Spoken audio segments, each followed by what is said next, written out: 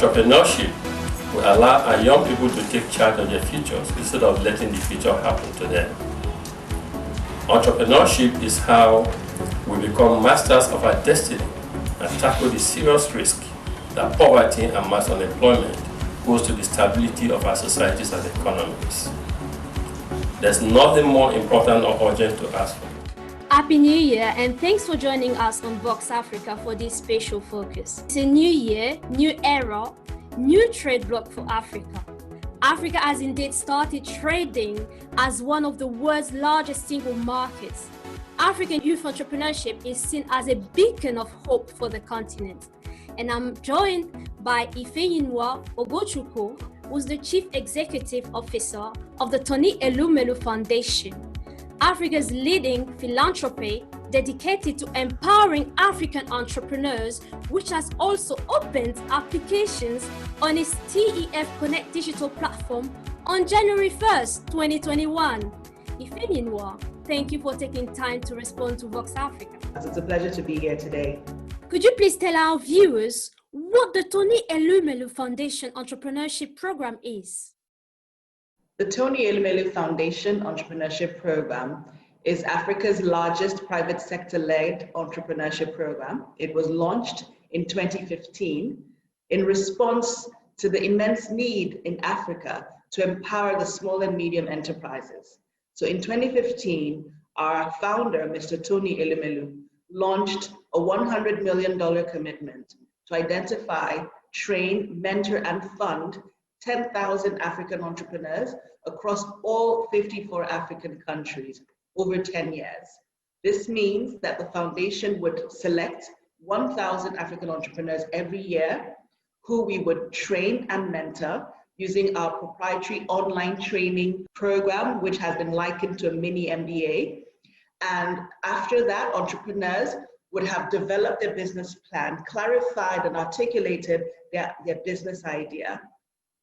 And then from this year, they would go through to a pitching competition, a simultaneous Africa-wide pitching competition. It would be the largest pitching competition on the continent. And after that pitching competition, we would then select the successful candidates who would receive $5,000 non-returnable seed capital to invest in their businesses and begin to generate additional revenue and create jobs on the continent. So it's an amazing program that's been in existence for 7 years. To date, we've trained and funded just over 9,000 entrepreneurs, and our entrepreneurs have gone on to create such impact in their communities, creating jobs, generating revenue, and even in light of the COVID pandemic, we've had entrepreneurs in Ghana, for instance, who have come up with responses and vaccines to the COVID pandemic in conjunction with the Ghana government. So it's very exciting to be working with bright African minds who truly have what it takes to transform our continent. I have seen these young Africans prosper, from some who didn't even know what to do with their lives until they got the $5,000 seed capital from Tony Elumelu Foundation, and the mentorship and the training. That gladdens my heart. I saw this ad about the Tony Elumelu Foundation. I applied. That was the pivotal moment. Africa Fashion Week London just came after I participated in the Tony Elumelu Foundation Entrepreneurship Program. Tony Elumelu, grâce à sa fondation, permet de donner une boussole à tous les entrepreneurs de cette fondation. Our role is not only to empower young Africans directly, we should be a voice, advocate, catalyst for economic empowerment of Africa. The future of Africa is in your hands. Become a Tony Elumelu entrepreneur. Apply now. I would like to know, what is the Tony Elumelu Foundation's targets for this 2021? It's a pitching competition, yes, but do you have a dedicated focus on gender or sector of activities? Wonderful, great question, Sora. So for 2021 and all the other years, our program remains sector agnostic. So whatever sector you're in, you're free to apply to the program. We found that we have entrepreneurs from all sectors, from ICT to agriculture, fashion, education, financial services, you name it. The The only thing we ask is that your business is in Africa. And we train our entrepreneurs to leverage technology in one way or another. Now, as you know, in 2020, due to the COVID-19 disruptions and lockdowns, we were not able to proceed with our program that year. And so in 2020, we postponed the program to 2021. This means that we will still be selecting 1,000 entrepreneurs from the 2020 applicants. Now, when you talk about gender specific, with our partners, we will be focusing on women in 2021, because we truly believe that when you empower a woman, you empower a nation. And so in 2021, in conjunction with the European Union, one of our partners, we will be targeting the training and funding of 2,400 additional women on the African continent. And so that is great for inclusivity and gender balance, which has always been a major goal for the foundation. It's good that you are specific in targeting gender diversity for this year, 2021. You had mentioned that the Tony Elumelu Foundation, which is the $100 million entrepreneurship program, it's now entering its 7th year. And we noticed that there were more candidates from the English-speaking countries such as Nigeria, Kenya, Uganda, and so on, but few from French-speaking countries. How to explain this discrepancy and how to remedy it? Thank you for that question. Now, I'm going to answer it in 2 ways. One, we absolutely are a Pan-African entrepreneurship program. And that is why when you get on tfconnect.com, you'll find our application and training program in English, French, Portuguese, as well as Arabic. And because it's very important to us to engage the whole of Africa, from North Africa, East Africa, South Africa, West Africa. But we do know that in terms of population and numbers, Nigeria, for instance, 1 out of every 5 Africans is a Nigerian.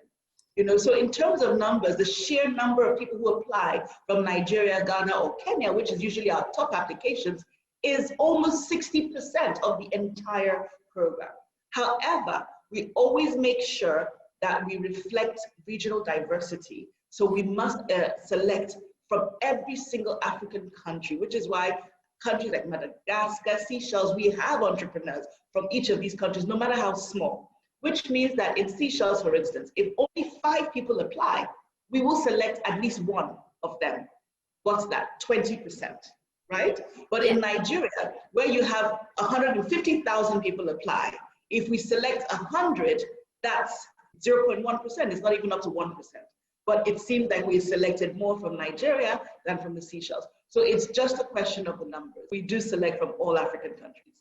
Yeah, so it's just, the ratio is just based in terms of the population in each area and region. Exactly.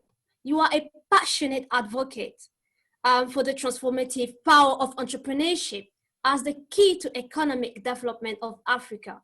What message we should send to the youth so that more Africans start as entrepreneurs? Because you just mentioned that you want to tap into the overall continent and you want all Africa to apply for this program. So what message can we send? Well, I think the message I'm sending to the young people today is our youth are our wealth. Africa is the only continent in the world getting younger. The future of the world does depend on Africa. And we cannot be preparing our youth for the world of 100 years ago or 50 years ago. So what we're doing with the Foundation's Entrepreneurship Program is creating not a job-seeking mentality with our youth, but a job-creating mentality. So the message I'm sending out to young Africans everywhere is, whether you're an undergrad or whether you've graduated, you need to think out of the box. Don't just think about, I need to get a job, how can I find a job? Think, how can I create a job? Create a job for myself, create a job for those around me. Because every single problem we see in Africa is actually an opportunity. It's a business opportunity, waiting for the right entrepreneur to come along and create solutions to those problems and create a thriving business. So my call to action to young Africans is to have an entrepreneurial spirit, because the entrepreneurial spirit is about excellence. It's about achievement. It's about resilience. It's about never giving up and succeeding whatever you put your hand to. and everyone in Africa should strive to have an entrepreneurial spirit. Thank you, Ifeyinwa. And we are sure that the youth heard your message. This vibrant youth and very intelligent and hungry, and which is the hope and the beacon for our continent, needs to have an entrepreneurship spirit. Yes. You mentioned your partnerships, but we observe that while African governments, they struggle to commit grants funding for its many aspiring, bright, young entrepreneurs, the Western world has shifted from traditional AIDS initiative to new approaches, which includes funding innovative startups for young people. Does the Tony Elumelu Foundation have partners within the wider development ecosystem, or do you establish favoritism for African investors? Well, for us, we're so passionate about the work we do. There is no fear or favor. So we work with anyone who's like-minded and who wants to catalyze Africa's economic development through entrepreneurship empowerment. And so you did mention African governments, and I have to say that there are a number of African governments who have seen that the power for transformation rests in the youth and rests in entrepreneurship empowerment. And so governments like Botswana and Benin Republic, they have also partnered with the foundation to sponsor additional entrepreneurs from their countries. We even have a state in Nigeria, Anambra State government, that also did the same thing. Now, for us, like I said, it's critical to work with the entire ecosystem, from development organizations to foreign governments and African governments. And that is why we have worked with partners such as ICRC, the International Committee for the Red Cross. We've worked, in fact, very deep, close work with the United Nations Development Program. Just last year, we launched a joint program to empower 100,000 entrepreneurs in the Sahel regions of Africa, which is the fragile regions in Africa. And so we are working with them to ensure that those regions are not disenfranchised and they are included in the economic development that we want to see spread across the continent. We also have worked with Africa Development Bank, as well as UNICEF. We have a recent partnership with UNICEF that we will soon be announcing. And of course, I've already mentioned EU DevCo, which is an arm of the European Union. And for us, it is so heartwarming to see the shift from traditional aid, from handouts, from emergency response to empowerment, self-reliance, and a hand up, because that is what Africa needs today. The narrative is changing. We must move for a sustainable Africa, an Africa that can provide jobs for itself, that can generate revenue and create value, leveraging the wonderful human capital we see in our continent. And so it is very great that we are part of the changing narrative as far as the development world engagement in Africa, and putting entrepreneurship on the global agenda as the only sustainable way for economic development, which is critical to the health of the world, not just Africa. Yes. Now we know that the TEF opened application on its TEF Connect digital platform on the very same day when the African Continental Free Trade Area was launched on January 1st, 2021. Now the ratification of the African Continental Free Trade Agreement can boost the African startup ecosystem by creating the biggest free trade area in the world. As awareness is raised, entrepreneurs should begin crafting new trade roadmaps for their businesses informed by the agreement. So the future of intra-African trade belongs to the African youth entrepreneurs. How the African Continental Free Trade Agreement would benefit them and their ventures. I mean, what does it mean for entrepreneurs?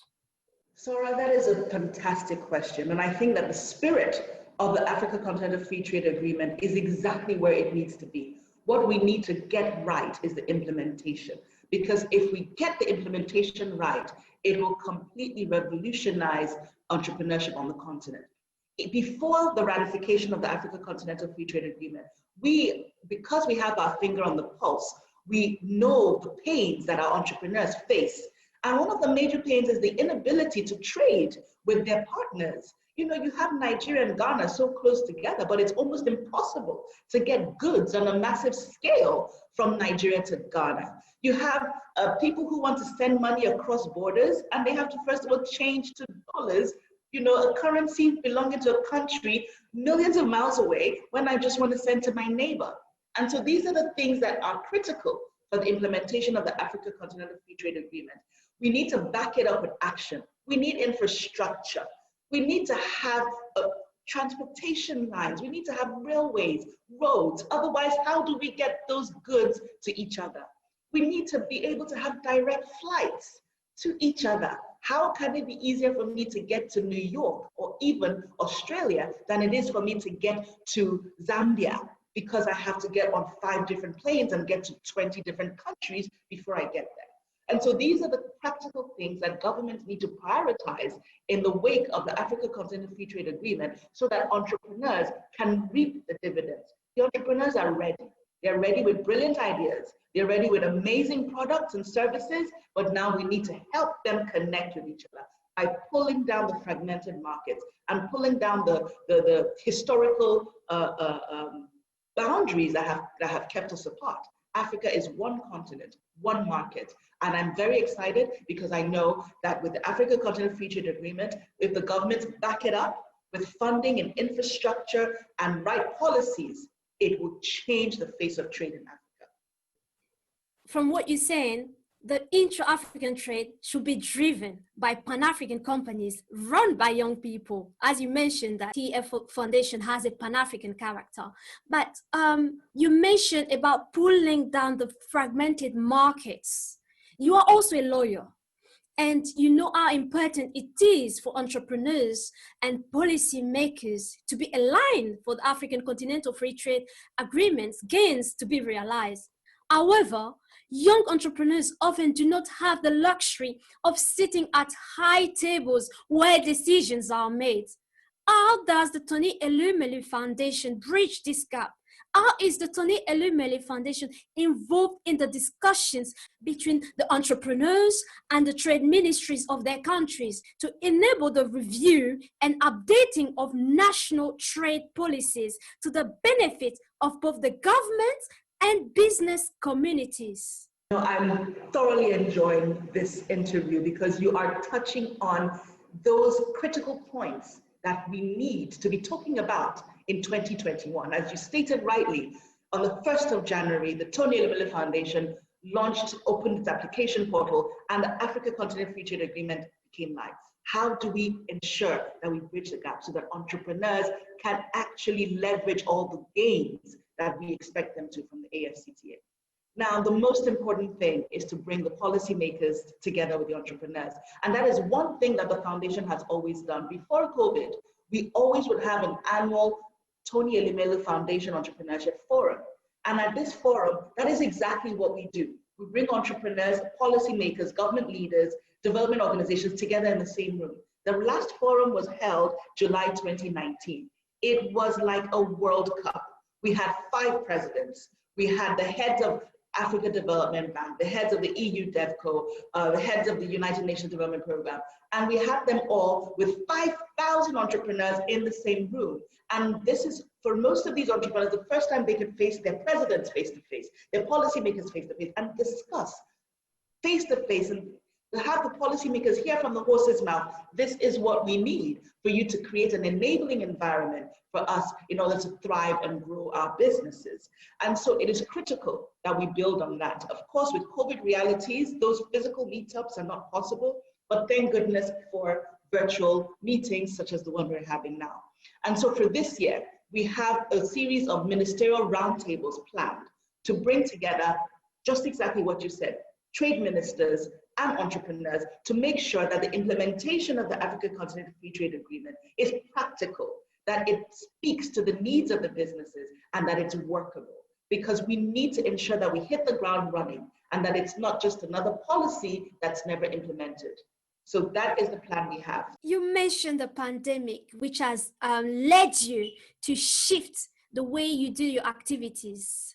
So while most of the socio-economic support efforts have somehow been decimated by the COVID-19 pandemic, how can Africa harness the mushrooming of youth startups and use them as levers to rebuild a sustainable SME sector?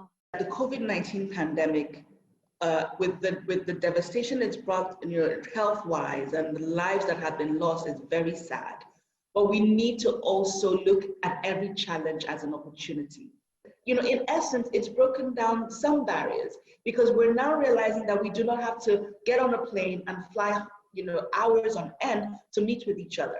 And so that is the one thing that entrepreneurs have realized, that it is a global village. You do have access to international markets and vice versa.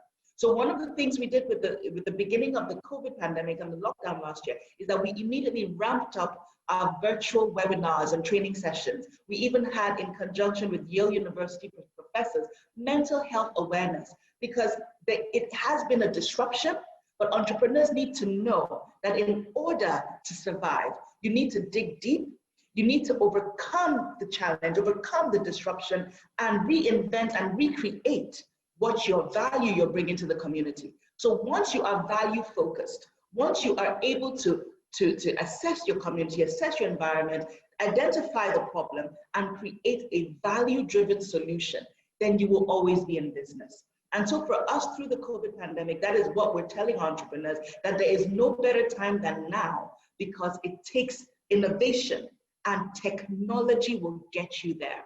So Africa missed the first 3 industrial revolutions. We absolutely cannot afford to miss the 4th industrial revolution, which is the digital revolution. And COVID-19 has brought this home now more than ever. Governments need to make sure that every part of Africa is connected and that all entrepreneurs have access to low-priced internet so that they can do business, so that they can thrive. Because the power of a mobile phone in the hand of a woman in the most rural area of Africa is immeasurable. And with that power in her hands, she can transform her family, transform her community, and ensure that Africa is on the road to prosperity. You tapped into how the African Continental Free Trade Area is in alignment with the overall program of the Tony Elumelu Entrepreneurship Program. And you also said that we missed the first 3 revolutions, industrializations, but we should not miss the 4th one. According to you, is there any hindrance to Africa's integration within the global trade system now that we've set ourselves as a trade bloc? So I think the only hindrance is ourselves. And that is why I always say to entrepreneurs that there has never been a better time to be an entrepreneur than now, because everyone sees in you the future of a continent. Everyone sees in you the hope of a continent, and everyone is vested in your success, from governments to private sector to foreign organizations. And so for entrepreneurs, I will say, if you can succeed as an entrepreneur in Africa, you will succeed anywhere. So the world is your oyster. Be resilient, never give up, keep innovating, and the solutions will come.